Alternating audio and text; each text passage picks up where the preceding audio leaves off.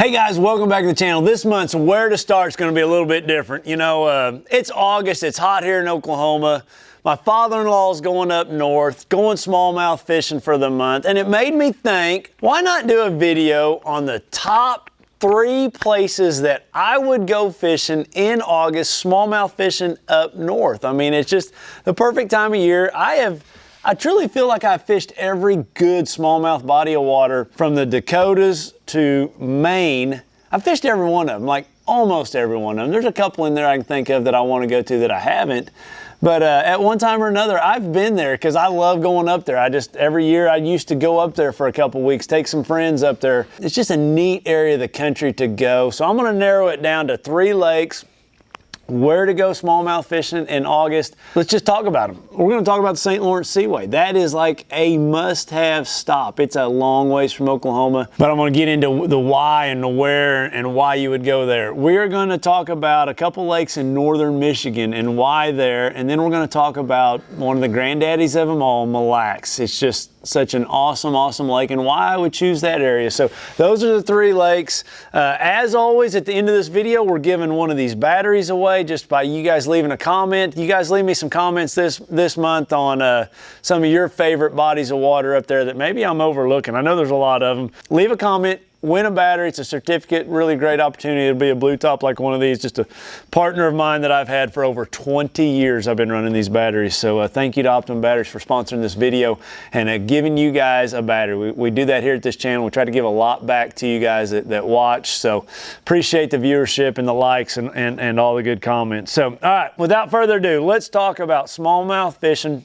up north in the summertime. Why did I choose these 3 lakes? So like when you go up north, in my opinion, you want to catch like the biggest of the big smallmouth. You don't go up there to catch 2 and 3 pounders. You go up there to catch giants. No better place than Mille Lacs to catch giants. No better place than the St. Lawrence Seaway to catch giants. What's the other reason you go up there? You go up there to get out of this summer heat and to see something beautiful. And the 3rd lake that I'm going to tell you about, it's just beautiful. Like it's kind of one of them underneath the radar that I don't think a lot of you guys have thought of or you put on your list when you go north. So let's start with the St. Lawrence Seaway. Let's work from the east over back to the west. What makes that St. Lawrence Seaway so good is just the continuous current. Like all of the Great Lakes, starting at Superior, going all the way down through the chain, they all flow out through the St. Lawrence Seaway, which there's just always current, you know, it's always positioning fish. It's always bringing, you know, bait fish by them. It is just so phenomenal.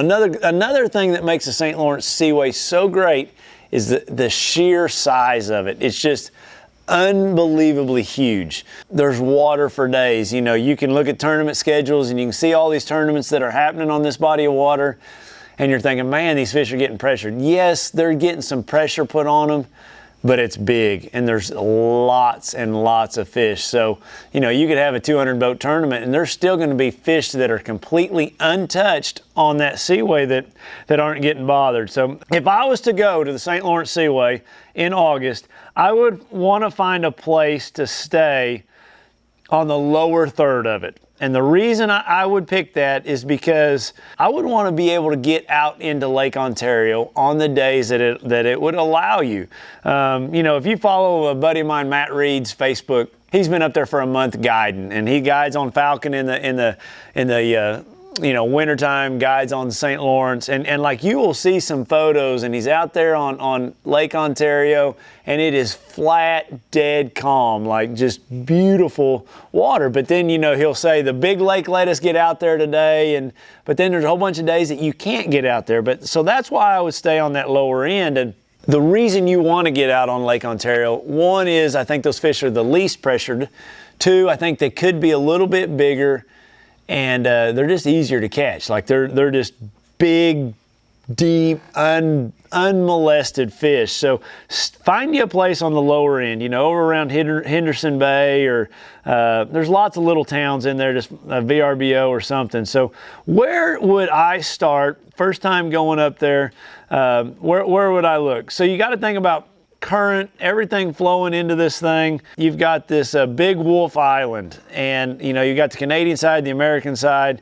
For me, I'm going to start Like you could fish for a week around Wolf Island and not cover it all. There's just so much stuff. So I say, where are you going to start? So let's talk about what kind of fisherman you are, because there's two different things you can do up there. It's really complex, guys.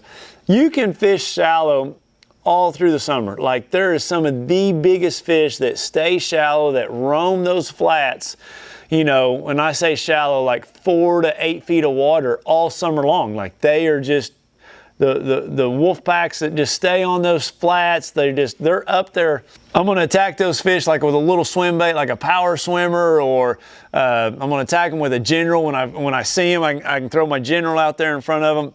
I'm going to attack those fish with a little hair jig, you know, like a little black marabou hair jig, a drop shot, obviously. And there's a lot of these shallow flats on that lower end of the lake. So you just look right here. Like when I'm looking at my sea map, it's just, let me get over here on Google. So when you look at Wolf Island, let me just zoom out so you guys can see what I'm talking about. This whole thing is Wolf Island. Like this is the American side, this is the Canadian side. And when I am looking for those shallow areas that I want to approach this body of water shallow, let's say, look, you can just see it here on Google Earth, really simple. It's just, you're gonna have current rolling through here, it comes out across here. So you've got a perfect saddle that comes across this shallow water right here. That is what I look for when I go up there. I'm gonna see if I've got a different photo with a little bit calmer water. And these color changes right here, you know, that's gonna be sand, that's gonna be a hard bottom. That's the stuff I look for. Then you gotta think about that water. You know, this is gonna be a big ferry right here, so you've got a ditch that comes through here. You know, that water's got to roll around that point. That point to me is phenomenal. That's going to have rocks on it. So, you know, I'm going to pull up to that thing. I'm going to be making long casts with that power swimmer, making long casts with that little hair jig. And I'm all the time looking, like I'm looking. And then all of a sudden you'll see one swim. They're hard to see. They camouflage in there really good. And then you can just turn around. You can throw that general. You can throw that drop shot out there in front of those fish. So look for those shallow points with rocks. I mean, it's amazing how shallow they'll get. Anywhere currents sweeping across it, ambush points. And, you know, you can come back and you can fish those things multiple times. You know, even if you spook those fish, come back an hour later, I guess is what I'm trying to say. Now, if you want to venture out deep, what do you look for? You just take that same flat mentality and you move it out to deeper water. So when you look here at Lake Ontario, Wolf Island, here's that flat we were just talking about that rolls across here. I don't even have that shallow water highlighted. That's why it looks so goofy right there. You can see there's a cable going across there. It's probably an electrical cable. Don't anchor right there. There's that ditch. There's that point right there that we were talking about. You can see here on this map, there's some old shipwrecks and whatnot. So then when you want to venture out deep and you're going to drift in that current, dragging a tube, dragging your drop shot, I look for stuff like this, like these little jut outs, these little corners, you know. So that I've got here highlighted, you know, that's a 25 to 30 foot range. You know, that's where I would start, this 25 to 30. And then 30 to 35, you know, like this hump right here. Like I would drift right across that hump. That's gonna push that current out. This edge, it's just these edges that stick out. So you gotta think that current's coming here and this edge sticks like this. You know, current's going like this and you got something that just sticks a little bit and makes it push right there. That spot right there. You know, this whole thing's massive. Like it would take days and days and days to fish it. When you have a buoy, anytime you have a buoy, a channel marker buoy that's less than 50 feet of water, don't ever pass up one of those. Those are just phenomenal places to throw your drop shot down there on. And those fish at times can get really deep. You know, this stretch over here on the Canadian side, this right down through here can be really, really good. And if you look at it on the map, you know, everything's narrowing down to try to go out this pinch point. So, you know, you got water hitting this island, Amherst Island over here, and you just got these edges and it's real steep. Just get on these edges and you can drift down through there. Any of these little corners, any of these little depressions, this bay right here, you're going to go down through there and you're going to see an isolated rock. You're going to see little irregularities as you go down through there. This little point that sticks out, that's going to be a really key area right there on that.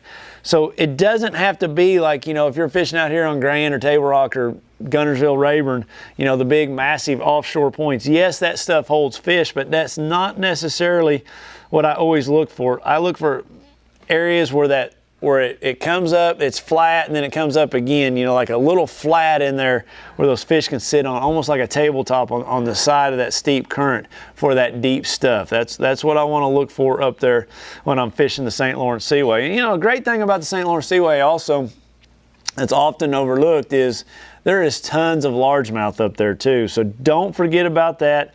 If you get blowed out, you can go back in some of these shallow bays, any one of them. All this stuff here on the Canadian side, you know, these rivers, they all have largemouth fish in them that can be phenomenal. But the St. Lawrence Seaway is just unbelievable. I would say on that lower end, I would fish all the way around Wolf Island. Like, it's as good as it can get. If you get tired of fishing Wolf Island, you can come over here to Chameau Bay, to Henderson Bay. Some of these points on the outside facing out into Lake Ontario can be really, really good. But I promise you, there's a month's worth of fishing around that Wolf Island that you'll just be amazed by. And just alternating both between deep and shallow, you can't go wrong with it. So great place to go. Now, I say all that, you know, and I said focus on that lower end. I don't want to throw a monkey in the wrench. You know, I won a tournament up there, and I fished the whole other end of the St. Lawrence, you know, all the way up towards Messina. And so I say that because there's good fishing from one end of it to the other. If you can't find a house down there on that lower section, you know, on downriver towards the ocean, towards Messina, there is fishing from one end of it to the other. Don't just think that they're all out there at the lake or at the mouth of the river. You can catch them literally from one end of that thing to the other, and it's like 100 miles of water. So there's no shortage of water when you get up there. It is so amazing, amazing fishery. All right, from one amazing fishery to another, I want to talk to you guys about one of the most beautiful pieces of country that I think exists up north, and that's the Upper Peninsula, or the northern area of Michigan, and in particular Torch Lake and Charlevoix Lake. If I had a month off in August, I would go there. Like, it would be a definite bucket list for me to go, especially if your wife's going to travel with you. The houses, the scenery, the things that you'll see up there are amazing. First of all, Torch Lake, they call it the Bahamas, or it is so aqua blue, so crystal clear. I fished up there one time for a couple weeks with a buddy from Louisiana, and we just had an absolute ball. The water's crystal clear. You've got to approach that place as deep. Like, when you go there in August, you're going to be fishing 30 to 50 feet deep, and the lake's really deep. So let's look at the lake right here. You can see it's just a big, long, glacier-formed lake. Very few flats on it. You know, I've got this C-map set up to where it highlights everything over 15 feet deep. You know, obviously you got a hump right here. You got a point, some flatter areas. But truthfully, you go down through here and you pick out some of these little points like this that stick out. That's what you're going to focus on. Here's a good one right here. To see how that has that little bit of purple right there around that point, that's what you're going to look for when you go there. Obviously, this point right here is big prominent point. I like this one a little bit better because I have a little bit more flatter area on it, and you can just see that all up and down the lake. Here's a great one right here. You've got a really prominent point that sticks out to 40 feet, you know, out to 70. This lake is mega deep. I'm looking at 240 feet. I don't know how deep it is, but it really deep, really crystal clear lake. It's just unbelievable how clear it is. Drop shot's going to be your number one bait. You can catch some fish there, you know, on other baits, maybe a spy bait, a hair jig. I say all that. Those fish would have to be shallower to catch that. You know, drop shot's truly going to be the bait, a Ned rig. You know, obviously you can't go wrong with a Ned rig.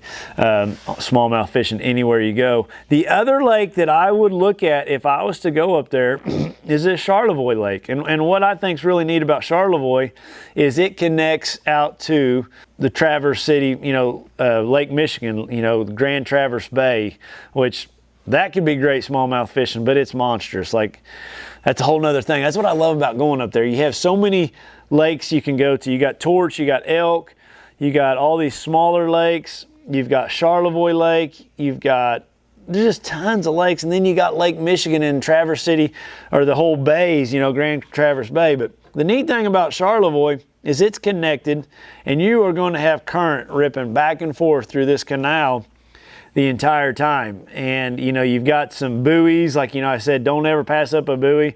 That buddy of mine, he caught multiple 6-pound bass off that buoy right there. We caught lots of fish, you know, just drifting back and forth in this canal with that current, you know, just keeping your drop shot on the bottom, you know, around this bridge, this break wall at the end. You know, it's just a natural funnel, natural area that funnels bass, you know, funnels the bait, that makes it really easy to fish. You know, there's some other great fish in Orange Charlevoix. It's a little bit shallower than Torch. It's not near as clear, but any one of these points outside of these spawning bays are going to be really good. You know, you got this flat point here, this flat point right here, you know, both of those are going to be really, really good areas. So 2 super, super neat lakes that need to be on your bucket list. For, you know, the fish might not be as big. You're going to catch 4 to 4.5 pound, occasional 5-pounder up there. I say that, my buddy caught a couple 6s. So they are up there, probably not as many as some of the other places that we're going to talk about. But the scenery is absolutely beautiful up there. It's just amazing. And if you get tired of that, go out to the ocean out there and fish Grand Traverse Bay if it's really calm. You know, that place is, I've never got to fish out there. I would love to. I just ran out of time, and I was catching so many fish in those other lakes that I did not go out there. But, all right, and I say that, so like, all the Great Lakes can be really good. If I was to go through 4 or 5 other areas that, like Lake St. Clair right now is on fire. I don't know if you saw what happened in that last open over there, but the guy won a 25 pounds a day. So St. Clair would definitely be on your bucket list of a place to go. The problem with St. Clair is there's just not the best lodging. Like it's in Detroit, and there's just not great lodging. When I go up north and go on a vacation, I want to go somewhere where, kind of like out here in the country, like where it's just, I'm not bothered by a lot of people. You can do that there at Torch and Charlevoix. You can do that up there at the St. Lawrence Seaway. You know, another great place you can do that is over there at Sturgeon Bay, you know, Door County, Wisconsin. Like, it is so amazing. So many great fishing areas up there, you know, from the east side over on the Green Bay side over to the Lake Michigan side. It's one of my favorites, but I'm not going to break that down right now. You can do it up at Lake Superior. You know, that whole southern shore of Lake Superior has got some great smallmouth fishing. But my third lake, and we're saying this lake just for the sheer size of the fish that you catch, is Mille Lacs. And it is a big old bowl of a lake, monster lake. How do you break this thing down? Where do you start? So if you're going to go up there in August, generally speaking, those biggest, best fish are going to be out deep. And that's why I've got my sea map here highlighted. Every color you see here is deeper than 15 feet. So the purple here is my 30 to 35 foot depth. That to me is what I would focus on if I was to go there this time of year. And you know, when you look at the lake, there's a couple good areas. You've got this whole Garrison Point that sticks out here, this Garrison Reef on this side of the lake. It comes out, and you can see out here at this tip, around this tip, like that is a super good area of the lake. You see some of this stuff out here. Oh, I don't know what it's called. That's mud. Like, I've never really caught them out here on this 3-mile flat. Garrison Point, this Garrison Reef can be really good. This North Shore has got some really off-the-wall stuff that I don't think gets fished as much. And it's just little things that stick out. Like when you look at this map, you know, you can see this little point sticking out right here. You got a couple more down through here. If you were to idle down through there, those are a little bit more hidden. Doesn't get quite the pressure that, you know, you say, like this one right here. Some of this stuff right down through here can be good. A little bit shallower. You leave there, and in my opinion, some of the best fishing is down in this southeast corner. You know, this whole area right here is called like the gravel bar. Like, this southeast corner can be really, really good. You know, when you get out here on a lot of this stuff, like I've caught them, you know, on this shoal right here. I've caught them on the corners of some of this other stuff. And really, it's just drifting across that thing. And when you're going across it, I hate to say it, this is one of those forward-facing sonar things. Like, you look out there and you're going to see one isolated rock, and literally that rock might be the size of this battery. That's all it takes. It's going to stick that much up off the bottom. That smallmouth is going to sit right here next to it. You're not going to see that smallmouth on your active target, but you throw at that rock. The way I find them up there is all idle. Got my side imaging out, and I just mark them. Just bam, bam, bam, bam. Idle, idle, idle. Mark them, mark them, mark them, mark them. Then I turn back around and you go through and you drop shot them. Just go down through there. Have you like a 1/4 ounce drop shot weight tied on. Have a Berkeley flatworm tied on. Color doesn't really seem to matter. Black's a great one. I don't know. Any of those flatworms, I don't get real particular to them. A lot of times, you know, just green pumpkin purple. Those would be my top 3 choices.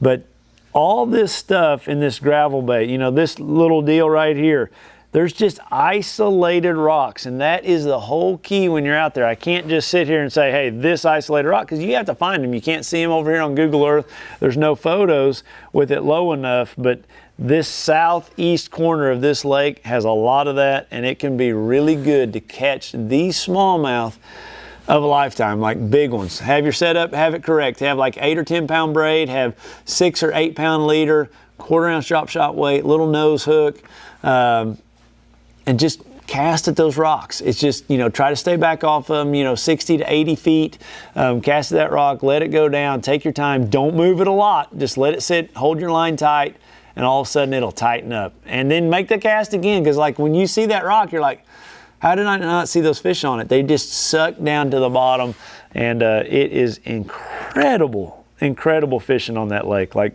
big ones, like lots of big ones, a fun lake to fish. I would focus on that southeast corner. And another great thing about Mille Lacs, you're gonna have days that you are going to get blowed off the water. It's just inevitable. So when you look here, you have all these other lakes. You have Round Lake, Birch Lake, the list goes on, just lake after lake after lake over here. Clearwater Lake. All these lakes have fish in it. Borden Lake, like smallmouth, largemouth. You can go to the Minnesota DNR. You can see what kind of fish they've stocked in them. Yeah, you may not catch giant smallmouth over there, but you're going to save your day. You're going to have a lot of fun. You're going to catch a bunch of fish. Like some of those lakes, I've had phenomenal days just throwing a spinnerbait.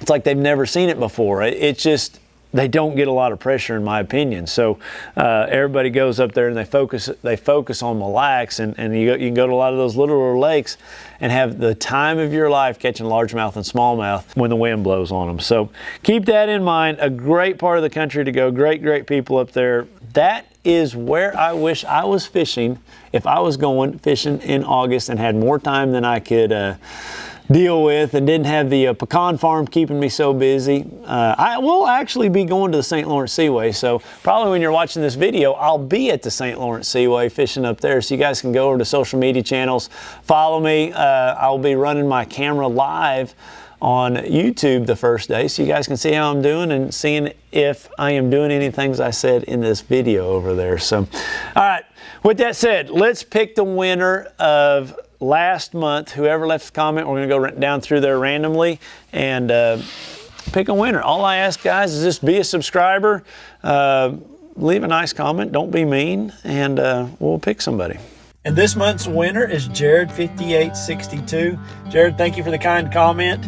All you got to do is just send an email to my website, edwinevers.com. There's an email form through there. Just send that email and I will get an Optima battery blue top certificate to you. Appreciate you watching. You know, on this channel we've done a lot of instructional videos. I'm going to leave some links here, some smallmouth videos I've done up north. You can go through them. They're on the Great Lakes. I think one of them is actually out there in Lake Ontario where we're talking about fishing. So you can go through there and find some of those videos, check them out.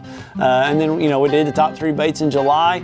Another video you can check. Those baits are going to be working for you if you're still largemouth fishing and you're not able to go up north, which I completely understand. Not very many of us are, but I'm happy for the people that get to. Maybe a little jealous, but appreciate you guys following along. Check out some of these other videos. We try to just pass on all the knowledge that we have to help you guys catch more and bigger fish. So until then, good luck. Hope you catch a big one, and see you next week.